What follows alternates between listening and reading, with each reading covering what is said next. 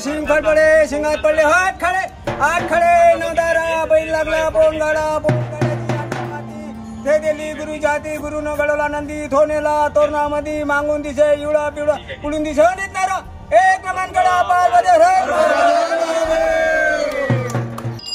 दरवर्षीप्रमाणे यावर्षी अमरावती मध्यवर्ती कारागृहामध्ये बैलपोळा साजरा करण्यात येत आहे। त्याकरता त्यांच्यासाठी नवीन वस्त्र सगळे ते झुले वगैरे तुरे हे सगळं घुंगरू सगळं साहित्य नव्याने विकत आणतो दरवर्षी आणि त्यांच्या सजावटीसाठी बंद्यांमध्ये मोठ्या प्रमाणात उत्साह निर्माण झालेला आहे।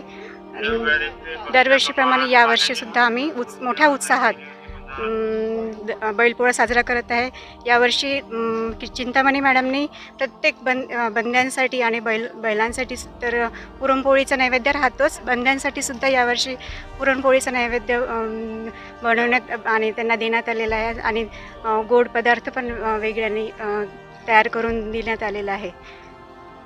सकाळपासून म्हणजे आज पोळा सण असल्याने आमचे सगळे बंदी बांधव शेतावर सगळे काम करत होते आणि काम झाल्यानंतर मग बैलजोडींची जी सजावट होती जुन्यापासून सगळा साज चढवण्यापासून सगळे एकत्रित आम्ही बंदी बांधव आलो आणि कृषी मॅडम पण होत्या आणि त्यांनी मग सगळ्यांनी आम्ही सण साजरा केला पोळ्याचा आणि दरवर्षी तसा साजरा उत्सव व्हावं अशी आमची इच्छा आहे।